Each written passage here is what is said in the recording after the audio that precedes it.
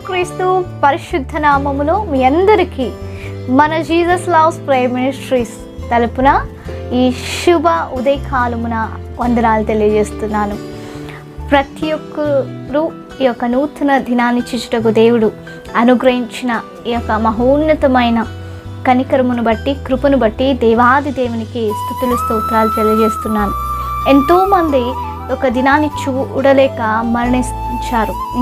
ఇంకా అనేకులు మరణపు పడకలో ఉంటున్నారు. అయితే మనల్ని అయితే దేవుడు ప్రేమించాడు, కనికరించాడు, నూతన దినాన్ని అనుగ్రహిస్తున్నాడు. హల్లెలూయా. అందును బట్టి దేవాది దేవునికి వందనాలు తెలియజేస్తున్నానండి.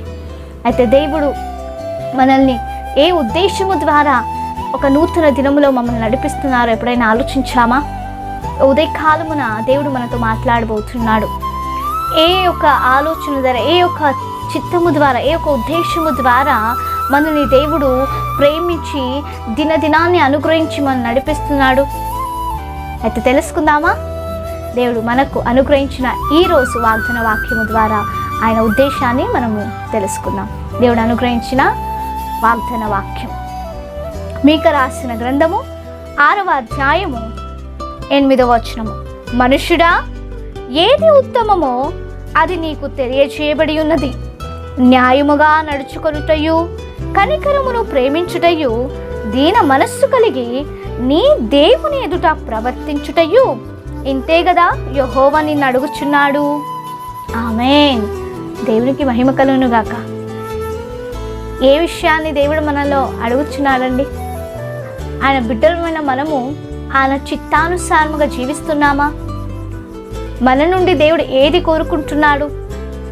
ఎందుకు మనల్ని నడిపిస్తున్నాడు, పోషిస్తున్నాడు, బలపరుస్తున్నాడు, నూతన దినములను అనుగ్రహిస్తున్నాడు? ఎంతోమంది మనలాంటి వారు ఈ లోకం విడిచి వెళ్ళిపోయారు, అవును కదా? అయితే నిన్ను నన్ను ఎందుకు ప్రేమించి తన ఉద్దేశాన్ని మన ఎడల నెరవేర్చుకొని ఆయన మహిమ పొందాలని మనల్ని నడిపిస్తున్నాడు. ఏ ఉద్దేశం అంటే ఇక్కడ వాక్యంలో మనం చదివాము కదా, చూస్తున్నాము కదా. మనుషుడా, ఇంతకు ముందే నీకు అన్నీ తెలియబడి ఉన్నది. దేవుని ఎదుట మనం న్యాయముగా నడుచుకోవాలంట, కనికరాన్ని ప్రేమించాలంట. అంత మాత్రమే కాదు కానీ దేవుని ఎదుట దీన మనస్సులై మనము నడుచుకోవాలంట, మనం ప్రవర్తించాలంట. అదే దేవుడు కోరుకునుచున్నాడు. ఇదే కదా దేవుడు కోరుకొనుచున్నాడు. ఇదే కదా దేవుడు ఆశపడి ఉంటున్నాడు. అనేక సందర్భంలో మన ఆశలే మనం దేవునికి తెలియజేస్తాం. అయ్యా ఇది చేయి ప్రభువా, మంచి ఉద్యోగం ఈ ప్రభువా, అయ్యా మంచి యేసయ్యా, మంచి ఒక పోషణలో మనం నిలబెట్టండి తండ్రి, అవును కదా. మా బిడ్డలకి జ్ఞానం ఈ తండ్రి, ఇవన్నీ మంచియే. అయితే మొదట మనము రాజ్యాన్ని వెతకాలి.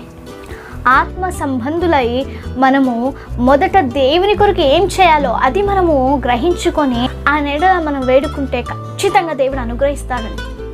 ఆత్మికంగా మనము మొదట అభివృద్ధి చెందాలి, న్యాయముగా నడుచుకోవాలి. చూస్తున్నాం ప్రియులారా, ఈ యొక్క దినమానంలో ఎంత భయంకరమైన పరిస్థితులు మనం చూస్తున్నామంటే, ఒక షాపుకి ఏదైనా పర్చేజ్ చేయడానికి వెళ్ళిన అక్కడ అన్యాయమే. ఏదైనా కొనుక్కోవాలన్నా ఆ తూకం వేసే విషయంలో కూడా అన్యాయం జరుగుతుంది. ఒక అనారోగ్య స్థితిలో హాస్పిటల్కి వెళ్తే మనుషులు వైద్యులను దేవులుగా చూస్తారు, కానీ అలాంటి వైద్యులే అన్యాయంకు, అక్రమకు లోబడుచున్నారు. డబ్బు సంపాదించాలి అనే ద్వారా మనుషుల ప్రాణాలే తీస్తున్నారు ఎంతోమంది. ఎక్కడ చూసినా అన్యాయమే. ఇటువంటి భయంకరమైన అన్యాయపు కార్య మధ్యలో దేవుడు నిన్ను నన్ను ఎందుకు నిలబెట్టాడో తెలుసా? మనము న్యాయాన్ని ఆచరించి బ్రతకాలని. మన కంటి ఎదుట ఎవరికైనా అన్యాయం జరుగుతుంటే వారికి న్యాయముగా మనం మాట్లాడి సహాయం చేయాలి. మనం ఎవరికి అన్యాయం చేయకుండా మనల్ని మనము పరీక్షించుకొని మనం న్యాయంగా నడవాలని. ఎందుకంటే న్యాయాధీశుడైన బిడ్డలము మనము.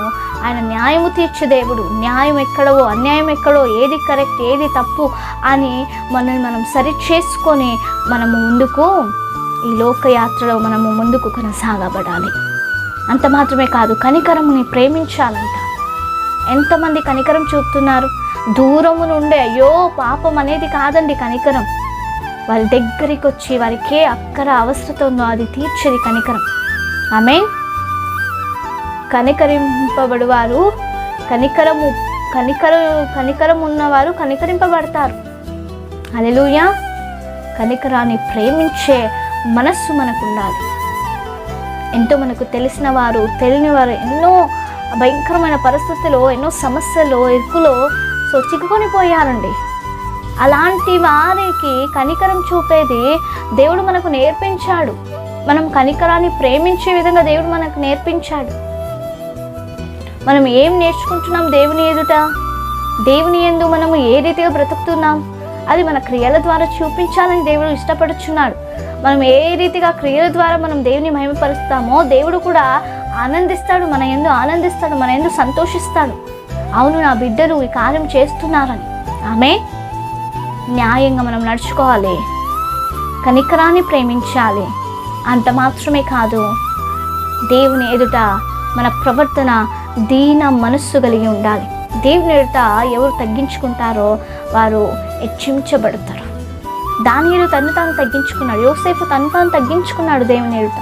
ఎన్ని శ్రమలు వచ్చినా, ఎన్ని కష్టాలు వచ్చినా, ఎన్ని అవమానాలు జరిగినా, నిందలు వచ్చినా, ఎటువంటి పరిస్థితులు తన ప్రాణం మీదకి వచ్చినప్పటికీ తను ఎప్పటికీ దేవుని దూషించలేదు. యోబును చూసారా?